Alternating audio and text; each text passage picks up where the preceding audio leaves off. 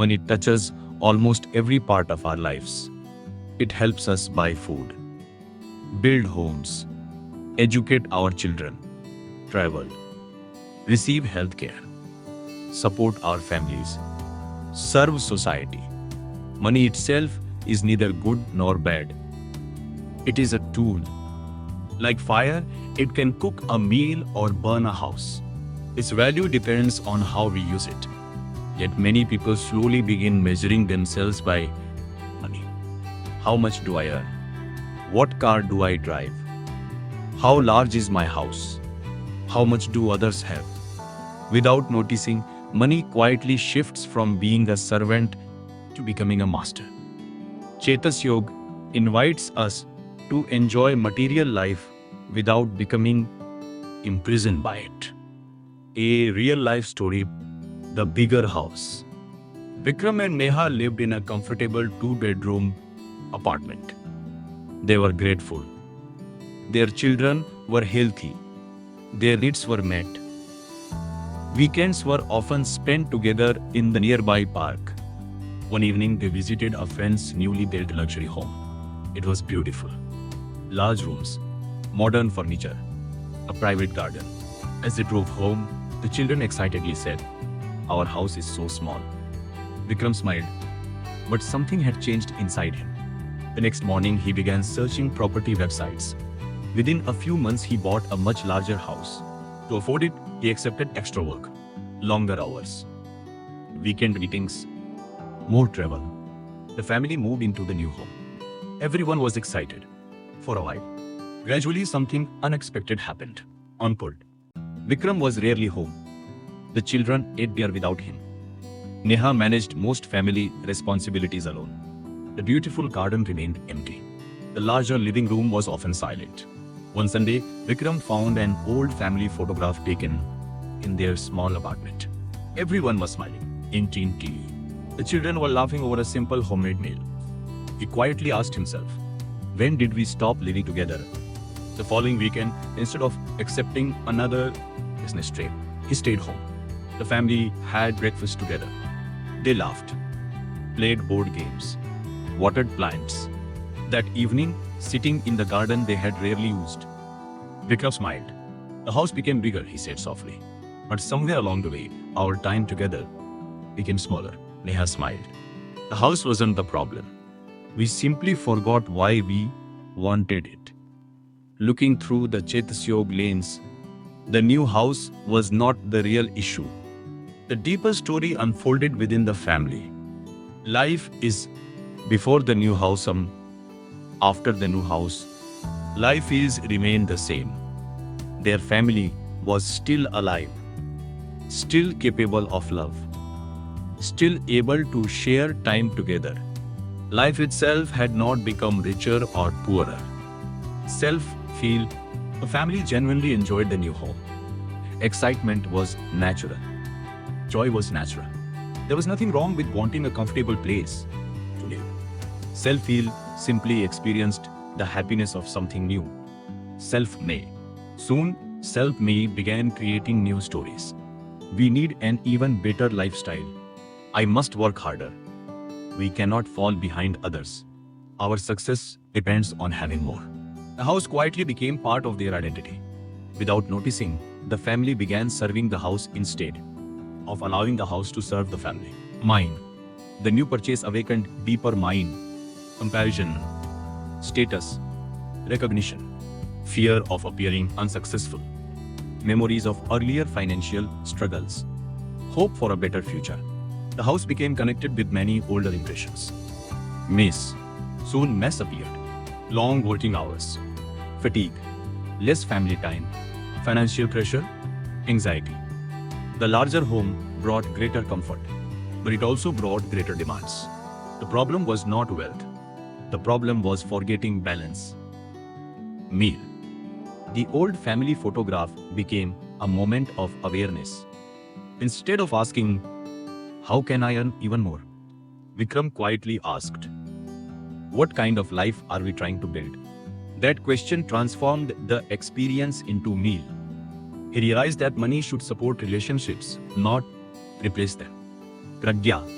Without realizing it, Vikram practiced prajna. Pause. He noticed something was missing. Reflect. He looked honestly at how work had changed family life. That he reduced unnecessary commitments. Go.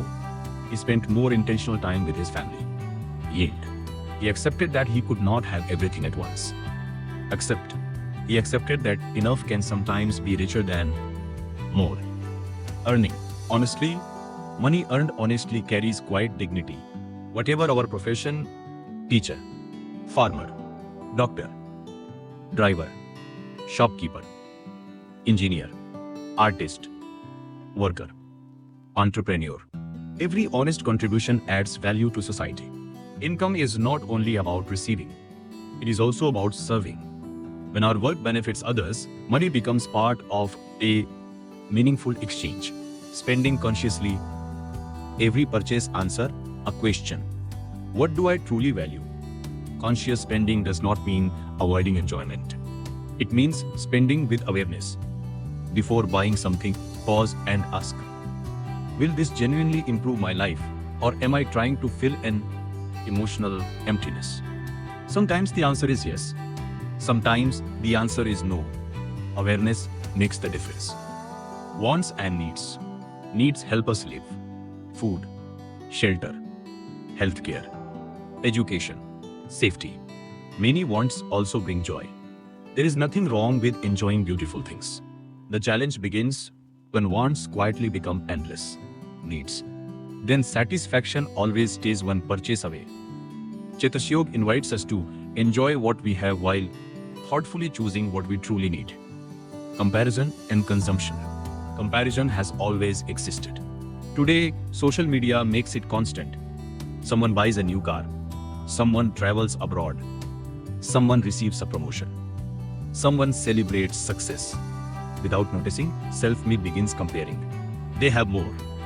I am behind. Comparison easily becomes consumption. We buy not because we need something. We buy because we fear being left behind. Awareness gently interrupts this cycle. Financial anxiety. Money worries are real. Many people genuinely struggle to meet their needs. Financial planning is important. Saving is wise. Working sincerely matters. At the same time, constant worry about money often creates MESS. Ask yourself, am I solving today's financial challenge, or am I only imagining tomorrow's fears? Practical action reduces anxiety more effectively than endless worry. Gratitude and contentment. Gratitude does not mean lacking ambition. It means appreciating today's blessings while working toward tomorrow's goals. Contentment does not stop growth. It protects us from endless dissatisfaction. A grateful person may still work hard, but their happiness is not postponed until everything becomes perfect. Giving and generosity. One beautiful quality of money is that it allows us to help others. Giving is not measured only by large donations. A shared meal, supporting a child's education, helping an elderly neighbor, contributing time, offering encouragement. Generosity reminds us that wealth grows most meaningful when it benefits more than ourselves. Wealth and whole oneself well-being. Money supports well-being. It cannot replace it. A comfortable home matters. Health matters. Education matters. Financial security matters.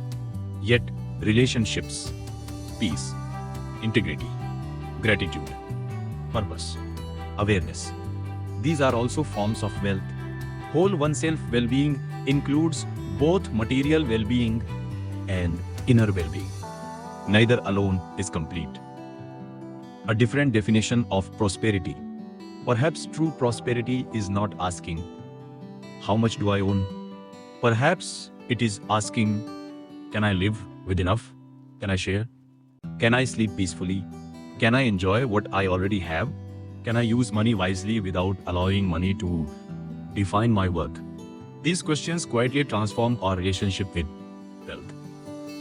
Pause and reflect. Take a few quiet minutes and ask yourself, do I use money to support my life, or has money quietly begun directing how I live? When I want to buy something, What usually motivates me? Need, enjoyment, comparison, or emotional comfort? What financial situation most often creates MESS for me? How might awareness help me respond differently? In what ways am I already wealthy beyond money? Through relationships, health, skills, kindness, or gratitude? What is one simple act of generosity I can practice this week, whether through money, time, attention, or encouragement? Try this week. Before making your next non-essential purchase, pause for 1 minute. Ask yourself, do I truly need this? Will it add lasting value to my life? Am I buying from awareness or from comparison? If I choose not to buy it today, what do I feel? Notice your answers without judging them. This simple practice is not about spending less. It is about living more consciously.